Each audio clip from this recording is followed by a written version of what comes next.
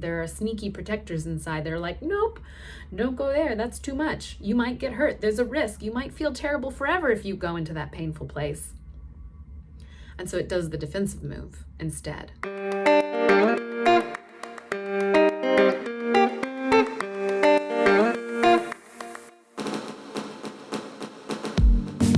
Hello, you sexy and gorgeous creature. Welcome to Practice Intimacy. This is the place to be to learn all about love, sex, and how to have the best relationship you possibly can. My name is Jami Lynn. I am a marriage and family therapist. And what I want to talk about today is one thing that you can do to really improve the emotional connection between you and your partner, and also not totally avoid conflict. That's never going to happen. There will be conflict in your relationship no matter what. Even if you both become enlightened beings sitting on a hilltop, there's still going to be conflict sometimes. There's no way around it. Because this world is hard. Let's just be real. This world is hard. Painful things will happen. There will be moments of misunderstanding or friction. It's just part of being in a relationship. However, there is something you can do that will allow a little bit more space and possibly compassion between each of you or all of you. You might be in multiple relationships. I don't know. If you're in one, cool. If you're in many, cool. There is something you can do to make your relationships better. And so I want to share that one amazing tip, and then I'm going to give you a couple of examples, okay? So the thing that you can do in order to diffuse conflict a bit faster and promote a sense of connection and greater empathy, and really it's like offering the potential for understanding rather than getting stuck in patterns of communication that don't lead to intimacy.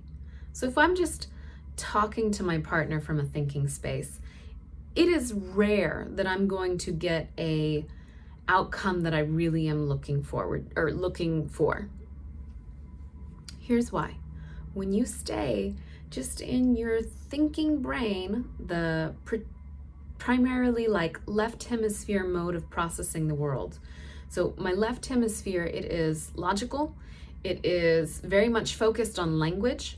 It is not particularly relational. Instead, it looks at the world and everything, including me, including my hands and stuff. It looks at the world in pieces and as tools.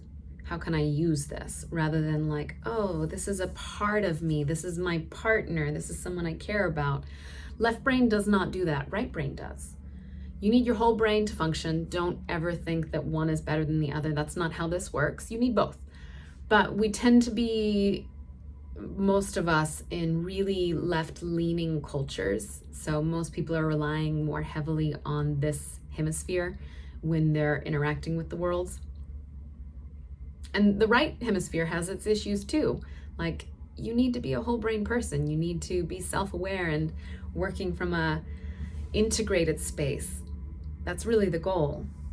But if you're leaning really far into left mode processing, it's going to cause struggle in your relationship. The last reason why this is true is left mode processing is very goal oriented. It is hugely optimistic and goal oriented. So as I'm trying to convince you of the thing that was painful to me so that you get it, I'm not looking at you as my partner. I'm looking at you as a tool for my happiness. I am focused on my goal, which in any moment could be getting you to act different or getting you to see my perspective so that things feel better. Who knows what you might be trying to do in that moment. This is just normal human stuff. This is part of being alive. All of us need to work on how we show up in this way. And getting lost in words. If you're leaning really left hemisphere dominant, you're going to get lost in words. You're going to be trying to describe something logically with a bunch of words, and you're never going to get the outcome that you truly want. You're probably going to get tangled up in conflict with your partner and confusion and misunderstanding, and you probably know what that's like. My guess is you've been through this, where you say something and they say something and it's just a constant back and forth, and maybe there's tiny moments of relief, and then they say something else about like, well, I didn't like the way you said that, or I didn't like this thing you did, or can't you just see my perspective? Why don't you understand me? So, how do you get out of this? Let's get to the point. The thing to do instead is a vulnerable share. What do I mean by this? I mean tapping more into your right mode processing.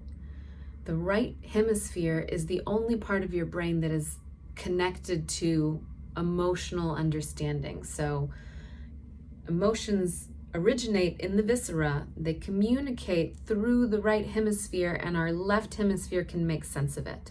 And we actually need the left hemisphere to make sense of it, because left mode processing inhibits right mode processing. I'm getting kind of deep into the neuroscience, but it's fun. Left mode processing inhibits right mode processing when it names what you're feeling. So emotion comes up in your right mode processing, you just be in the feeling of it.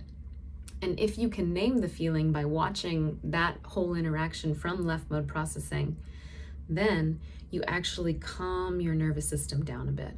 There's like the emotional flood that can happen. If you can name the emotion that's present, that'll calm things down a bit. And so always you need both hemispheres. This is important. Both are important. But most people skip the step of really paying attention to what their emotions are saying. We aren't culturally taught to do that. Our emotions are not validated, and we don't even have much language to express our emotions. There's a lot of nuance around what am I feeling, and unfortunately we don't often get the language around that.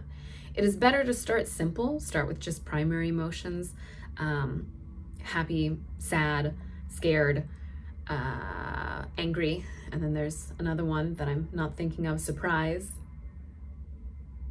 There's one more. Shoot, maybe it'll come to me. We'll see. It's funny, I'm like, I should know this right off the top of my head, but I don't. And this is what I mean, like my brain wants to find all the different ones, but those really are the big ones that you definitely need to know. Happy, sad, scared, angry, surprised. Those are real primary ones for sure. Because I lost my train of thought trying to find all the emotions. Now I've lost my train of thought in this talk, which happens. Let's come back. Okay, vulnerable share. What you're doing when you make a vulnerable share is you're paying attention to what's happening to you emotionally. You're ignoring the story of you did this, or you should have done this differently, or I wish you would have done it this way. And instead, you're just getting to the root of what am I feeling and how can I communicate that to my partner? And so a vulnerable share is going to sound way more like, I feel hurt and scared, and I'm telling myself that you don't love me anymore. Versus more of like left mode processing. I can't believe you would say that to me. How could you think that I am desperate and needy? Like, do you hear the difference in these messages? I can't believe you would say that to me. How can you think that I'm desperate and needy? I'm not desperate and needy. Versus, I feel really sad and scared, and I'm worried that you don't love me anymore. And I actually connected to emotions whenever I said that one versus the other one, which is super defensive, trying to get the other person to change, not feel that way so that I'm not upset anymore. It is hard to do a vulnerable share for a couple of reasons. One, that level of awareness is challenging, especially whenever you are emotionally triggered. So turning on the observer mind, the orbital medial prefrontal cortex, turning that on to look at yourself and see what is happening inside of me is challenging in moments of distress, because we are in our subcortical area, and getting this part of our brain online actually takes an effort. And when I say effort, what I mean is intentional practice. You have to do this over and over and over again in order to get really good at it, so that the pathway that is going to start the watching process is alive, awake, well myelinated. A lot of electricity flowing through it. So it takes effort to learn how to do this. But once you can do it, it's so wonderful. So the first piece is it's hard to do the self-awareness. It requires practice to be able to observe yourself, especially whenever you're emotionally triggered. The other reason why this is hard is because we often don't have a lot of language to express our emotions. There's not a lot of nuance to our language to be able to express our emotions. Something I would suggest you do in order to get better at that, a practice to add into your life, is to read this book by Brené Brown called Atlas of the Heart. She goes through different emotions and just describes them in detail. And something that would be beautiful for you and your partner to do is go through that book together, read the emotions, and then share a moment where you were in that emotional space. That way you practice not only experiencing, okay, what does this emotion feel like inside of me? I'm going to share a story where I was embodying that emotion, but you're also gaining nuance. You're learning the difference between different emotions. So those are the two reasons that are challenging, why it's challenging. The other, three reasons why it's challenging: self-awareness, nuance with emotional language. The final one is it's actually really scary. Initially, it is so scary to be vulnerable. The reason why we move into language that is more about the other person or agendaed or judgmental in some way, the reason we do that is because that is the defended, protected state of being rather than the raw, heart exposed, I'm terrified you don't love me anymore state of being. And most people avoid feeling that kind of painful, raw, intense experience of emotions. I'm a weirdo. I'm a therapist. And we are weirdos, I promise. I have not met one yet who's not somewhat of a weirdo.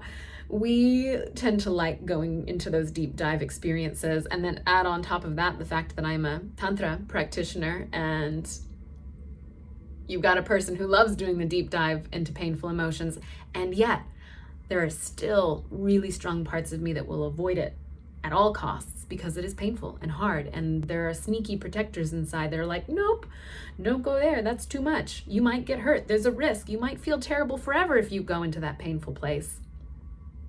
And so it does the defensive move instead. How could you say that about me? How could you think that about me? You said and did this, you shouldn't have done that. That will happen instead of the vulnerable, I feel some kind of pain inside and I need to share it with you. I don't need to, but I want to share it with you. And there's no guarantee your partner will respond in the way that you're hoping, but it's way more likely. Because if you go deep and raw and non-defensive, it will take down their defensiveness some. There's no guarantee it's going to make it all better, but it will take down their defensiveness. There's no way, neurologically speaking, that it wouldn't at least soften their defenses to see you in a more vulnerable state. Assuming, of course, you're with a person who's empathic and kind and loving and all of those things, which most people are. They can get covered up by terrible histories and painful experiences of their own, but most people are actually good, basically good. And so if you're in a relationship like that, the likelihood that you're going to be met with more softness when you do a vulnerable share is really high. And so I invite you to start practicing it.